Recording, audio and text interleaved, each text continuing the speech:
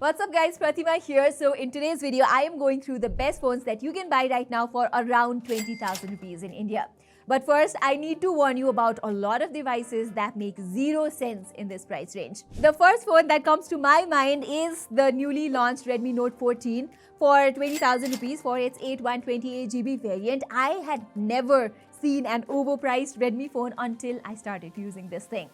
Yes, it does have a decent design, a nice display, good battery life, but I found that its performance and cameras are not that big of an upgrade from last year's Redmi Note 13. Similarly, in 2025, I think you should avoid getting phones like the OnePlus Nord CE4 Lite, Lava Agni 3, Vivo Y300, Vivo T3, iQOO Z9s, Oppo F27, Honor 200 Lite, Realme 13 Plus, Realme P1 Speed, and the list just goes on and on.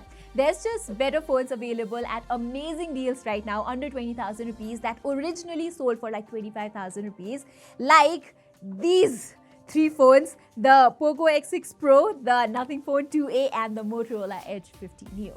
I love how all three of them cater to different kinds of users, so there's something for everyone. So if you're like some of my friends who care about gaming and nothing else, then the Poco X6 Pro is the obvious choice here. This was the best performing phone for the price when it first came out, and now that it's gotten cheaper, the Poco X6 Pro is an even better value. For 20,000 rupees, the Poco X6 Pro's performance is even comparable to some of the 30,000 phones, all thanks to the powerful Dimensity 8300 Ultra processor alongside super fast DDR5X memory and UFS 4.0 storage. And here, this guy managed the best, most stable FPS numbers, from a near 60 FPS on Genshin Impact to near 90 FPS on PUBG Mobile. I was a little surprised to see its thermals rise above 40 degrees Celsius on PUBG, although the X6 Pro is still a much better gaming phone than both the Nothing Phone 2a and the Motorola Edge 50 Neo. The only thing that I don't like about Poco devices is the software side of things. Now, I'm not saying that HyperOS is terrible or anything, but compared to the smooth, clean, and bloatware-free software that you get on the other two phones, the HyperOS experience is just not the best. So if you want the best software experience, Nothing Phone 2a is easily my favorite. The Motorola Edge 50 Neo stock Android software is not bad, but nothing goes a step above with all the customization options and timely updates. As of now, the Edge 50 Neo is still on Android 14 with September security patch, while the Nothing Phone 2a has already received Android 15 update. And the new Nothing OS 3.0 just feels a lot more fun to use compared to the stock Android on the Edge 50 Neo. But I have to give it to the Edge 50 Neo when it comes to the design and build.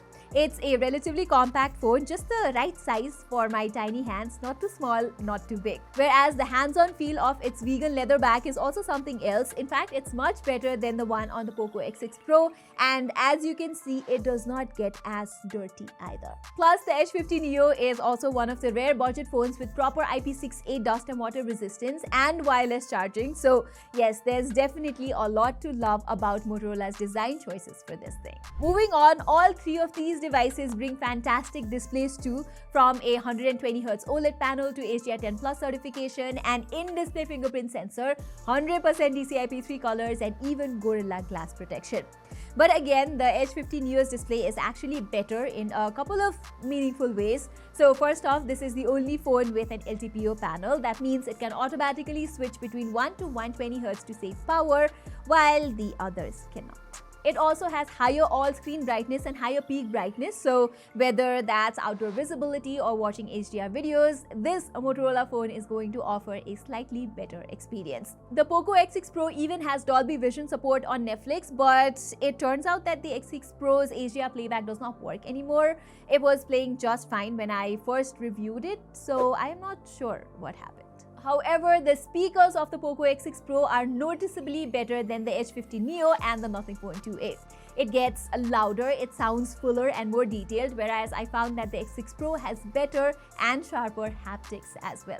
Not only that, but it also has the best battery life out of the three. I was consistently getting around 7 hours of screen on time on this thing, followed by 6 to 7 hours on the Nothing Phone 2a, while the Edge 50 Neo never managed even 6 hours of screen on time because of its tiny 4310 mAh battery. Alright, finally, let me talk about the cameras. So if you look at the the specs, it's almost immediately clear that the H50 Neo has the most versatile camera out of the bunch, mostly since it's the only one with a proper telephoto lens.